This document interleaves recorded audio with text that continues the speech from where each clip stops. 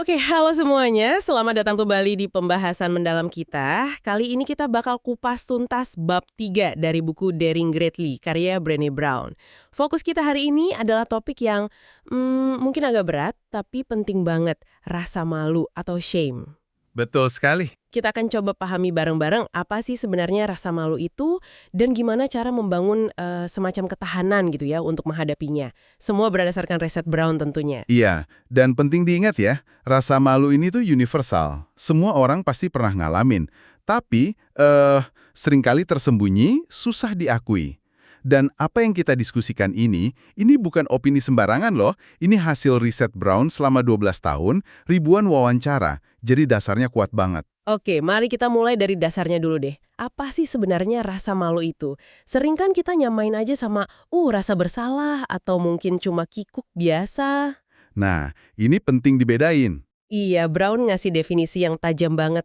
Katanya rasa malu itu perasaan atau pengalaman menyakitkan yang dalam karena kita percaya diri kita itu cacat dan karena itu kita jadi nggak layak dapat cinta dan rasa memiliki. Persis. Itu beda banget sama rasa bersalah. Beda banget ya.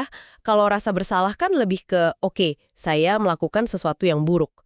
Tapi kalau rasa malu itu lebih ke, saya adalah orang yang buruk. Wah, dalam ya? Dalam banget. Dan perbedaan ini krusial loh. Rasa bersalah itu kalau sehat bisa jadi motivasi kita buat berubah, memperbaiki. Tapi rasa malu, Gimana tuh? rasa malu itu cenderung bikin kita malah jadi kecil. Pengen ngumpet, pengen hilang aja rasanya. Ini nyambung ke yang Brown sebut shame 1, 2, 3. Oh, yang 3 poin itu ya? Semua orang punya rasa malu, itu pasti. 2, semua orang takut ngomonginnya. 3, nah ini, semakin kita diam, semakin dia punya kendali atas hidup kita. Waduh. Karena intinya, rasa malu itu adalah ketakutan akan keterputusan. Takut nggak nyambung, takut ditolak, takut nggak jadi bagian dari, komunitas kita. Padahal itu kebutuhan dasar banget kan sebagai manusia. Iya ya, kebutuhan buat terhubung, dicintai, merasa klop gitu ya. Dan ketakutan ini bisa dipicu macam-macam dong berarti. Kayak mungkin penampilan kita, atau pekerjaan, atau cara kita jadi orang tua. Betul-betul. Pemicunya bisa luas banget dan sangat personal. Bisa soal penampilan, uang, kerjaan, parenting, kecanduan, trauma, wah banyak deh. Makanya jadi relevan buat hampir semua orang kan? Itu dia. Dan karena personal banget, jadi makin susah ya diomongin. Tadi udah disinggung soal kosakata yang suka ketukar. Tapi ada lagi nggak sih penyebabnya? Ada. Selain bingung, istilah malu, bersalah, dipermalukan, kikuk gitu ya. Kekuatan utama rasa malu itu memang terletak pada sifatnya yang unspeakable. Sesuatu yang rasanya nggak boleh diomongin. Kayak tabu gitu ya? Semacam itu. Brown pakai analogi gremlin atau kaset rasa malu. Suara kritis di kepala kita itu loh yang bisik-bisik, kamu nggak cukup baik, kamu payah gitu-gitu. Ah, iya. Suara yang rasanya familiar banget ya. Dan pas suara itu muncul, rasanya emang susah banget mikir jernih. Apalagi mau cerita baik-baik. Nah, itu karena ada penjelasan biologisnya juga. Rasa malu itu bisa memicu yang namanya limbic hijack. Gampangnya, bagian otak emosional kita tuh kayak ngebajak kendali dari bagian otak rasional. Oh, jadi kayak mode panik gitu. Iya, kayak masuk mode lawan, lari, atau membeku. Otak kita ngerasa terancam. Makanya, diskusi rasional jadi susah banget. Ada juga peneliti lain, Linda Hartling, yang mengidentifikasi strategi kita pas malu. Strategi gimana tuh? Biasanya ada 3. Menjauh, ya kita narik diri gitu. Mendekat, kita jadi people pleaser biar diterima. Atau melawan, jadi marah, nyalahin orang lain. Tapi semua itu ujung-ujungnya malah bikin kita makin jauh dari koneksi yang kita butuhin ya. Ironisnya gitu. Kayak lingkaran setan jadinya. Tapi untungnya Brown nggak berhenti di situ. Dia nawarin solusi. Konsep ketahanan malu. Atau shame resilience. Ketahanan malu. Itu maksudnya jadi kebal gitu. Nggak bisa ngerasain malu lagi. Bukan gitu sih. Bukan resisten atau kebal.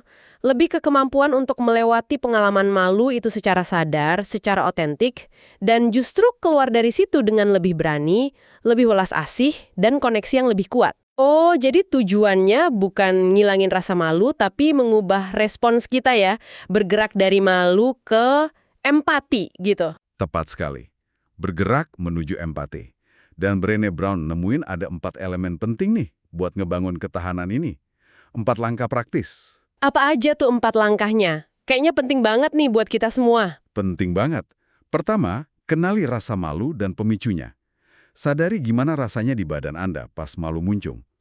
Terus, kenali juga situasi atau omongan apa sih yang biasanya bikin Anda ngerasa gitu. Kenali polanya. Oke, kenali dulu ya. Gejalanya, pemicunya. Terus langkah kedua? Kedua, praktekkan kesadaran kritis.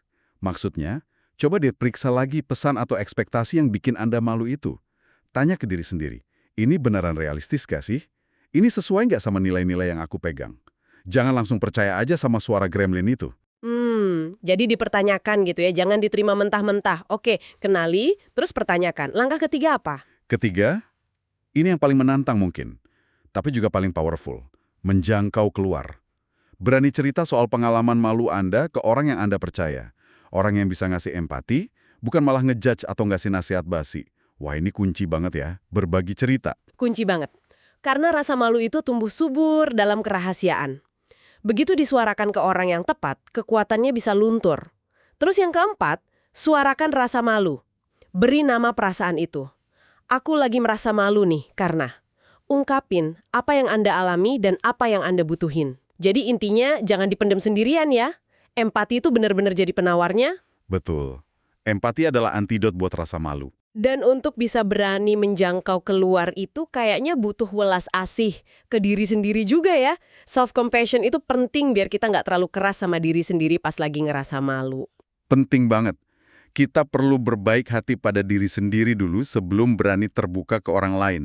Bahkan, sekedar nulisin pengalaman itu di jurnal, kayak risetnya Pennebaker, itu udah bisa bantu loh. Menarik ya.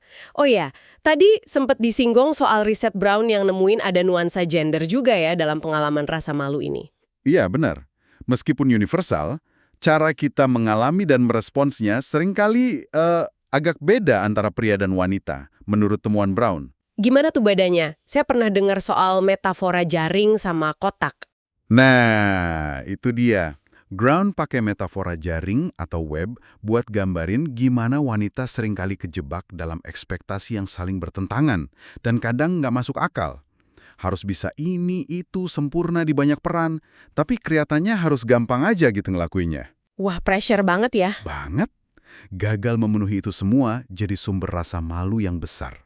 Sementara pria seringkali kayak terkurung dalam kotak atau box dengan satu aturan utama yang kuat banget. Jangan kelihatan lemah. Jangan lemah. Dan itu ngaruh ke cara mereka hadapin rasa malu. Ngaruh banget. Seringkali responsnya jadi marah atau nutup diri, diem aja. Itu kan sebenarnya strategi pemutusan hubungan tadi. Takut dianggap nggak cowok banget gitu. Sementara wanita juga punya dilema gandanya sendiri yang bikin pusing.